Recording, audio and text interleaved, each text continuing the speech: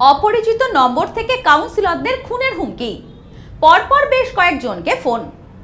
Threat কলের জেরে নাজেহাল পানিহাটি পৌর প্রতিনিধিরা। দীর্ঘ টালবাহানার পর পানিহাটি পৌরসভায় নতুন পৌরপ্রধান নির্বাচিত হয়েছে। নতুন পৌরপ্রধান হয়েছেন সোমনাথ দেব। তবে নির্বাচিত হওয়ার পর থেকেই পৌরসভার পৌর প্রতিনিধিরা থ্রেট কলের জেরে নাজেহাল হয়ে পড়েছেন। সম্প্রতি পৌরসভার কাউন্সিলর তথা সিআইসি সম্রাট চক্রবর্তীকে একটি নম্বর থেকে ফোন করে পরিবার সমেত খুন করে দেওয়ার হুমকি দেওয়া হয়। সেই সঙ্গে বিধায়ক নির্মল ঘোষের ছেলে কাউন্সিলর তীর্থশঙ্কর ঘোষকেও প্রাণে মেরে ফেলে ব্রিজের নিচে ঝুলিয়ে দেওয়ার হুমকি দেওয়া হয় বলে জানা গিয়েছে। অভিযোগ, রবিবার রাতে পৌরসভার ভাইস চেয়ারম্যান সুভাষ চক্রবর্তী ও পরদিন ভোরে কাউন্সিলর তাপস দেকেও একই নম্বর থেকে ফোন করে প্রাণে মেরে দেওয়ার হুমকি দেওয়া হয়।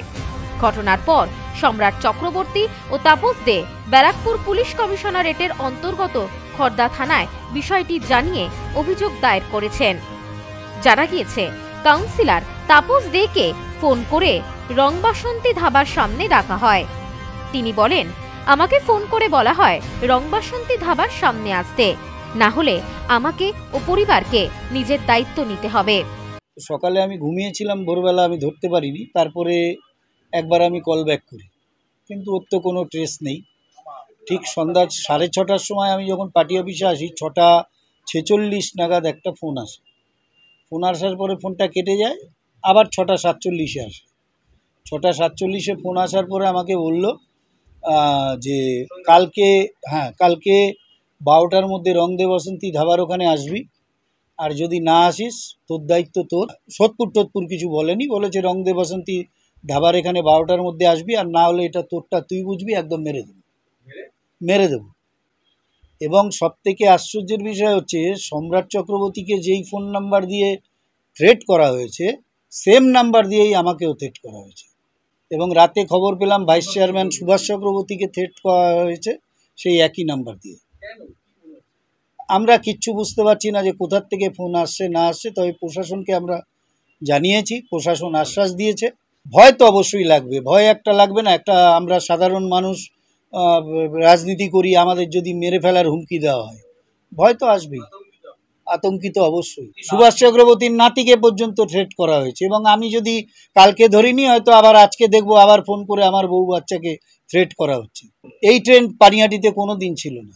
ষড়যন্ত্র কিছু না। আমি একটা জিনিস বলছি যে এই সোমনাথ দে চেয়ারম্যান ঘোষিত হওয়ার পর থেকেই কিন্তু এই থ্রেটগুলো আসছে।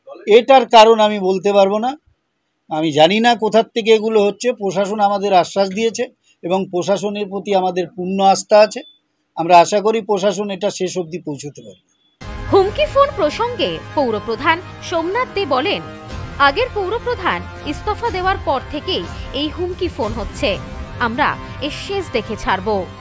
এটা নক্করজনক ঘটনা। আমি এটা তীব্র প্রতিবাদ জানাই। এটা যারা করেছে বা যারা এর সঙ্গে যুক্ত, তাদের চরমতম শাস্তি দাবি করি। কারণ পানিহাটির রাজনীতি এইটা ছিল না পরিস্থিতি, এটা কখনোই মেনে নেওয়া যায় না। বা রাজনৈতিক লড়াই থাকতে পারে, রাজনৈতিক প্রতিপক্ষ থাকতে পারে, কিন্তু এইভাবে মানুষকে হুমকি, তার পরিবারকে হুমকি, এটা কেউ মেনে নেয় না, মেনে নেবে না। আমি পৌরপ্রধান হিসেবে বলছি, যতদূর যেতে হয় আমরা যাব, কিন্তু এর বিচার আমরা চাই। কারা কি অ্যাঙ্গেলে ফোন করছে বা কারা কি করছে সেটা জানি না, তবে এটা চরম প্রতিবাদ জানাই এটাকে। আর ভয় দেখিয়ে কোনো কিছু করা যাবে না। সিপিএমের ওই রক্তচক্ষুকে উপেক্ষা করে 34 বছরের রাজনীতি করেছি। অতএব কে ভয় দেখালো, কে কি করলো, কে কি বললো, আমরা বসে যাব, সেই মানসিকতার ছেলে আমরা না। কারণ আমি তো বলছি, বিরোধী রাজনৈতিক দল করেও আমি কোনোদিন এই ধরনের থ্রেট বা আমরা কেউ পাইনি। আমরা সিপিএমের ওই পরিস্থিতিতেও আমরা রাজনীতিতে করেছি, তো কোনোদিন এই ধরনের থ্রেট আমাদের করেনি কেউ। কারণ আমরা যে ধরনের রাজনীতি করি, আমরা রাজনীতিটাই করি। আমরা মানুষের ক্ষতি করা, মানুষকে বাজে ব্যবহার করা, মানুষকে থ্রেট করা, এই ধরনের রাজনীতি আমরা কোনোদিনই করিনি। আর বর্তমানে 1998 সালের পর থেকে মাননীয় মুখ্যমন্ত্রী মমতার দলের হয়ে রাজনীতি করছি, তার দলের একজন সৈনিক হিসেবে, কিন্তু কোনোদিনই কারোর সাথে এরকম ব্যবহার করিনি। 2011-তে ক্ষমতায় আসার পরেও আমরা দিদিমণি যা বলেছে রবীন্দ্রসঙ্গীত বাজাতে, আমরা রবীন্দ্রসঙ্গীত বাজিয়েছি, মানুষের জন্য কাজ করেছি, মানুষকে পাশে। কারোর সাথে কোনো বাজে ব্যবহার কোনো রাজনীতি দলের কর্মীরা বলতে পারবে না আমরা কোনোদিন করেছি। অতএব এটাকে আমরা তীব্র ধিক্কার জানাই যারা এটা করেছেন বা যারা এর সঙ্গে যুক্ত।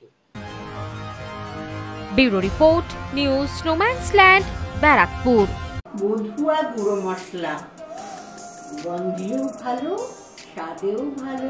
বধুয়া গুঁড়ো মশলা সম্পর্কে আনে অটুট বন্ধন।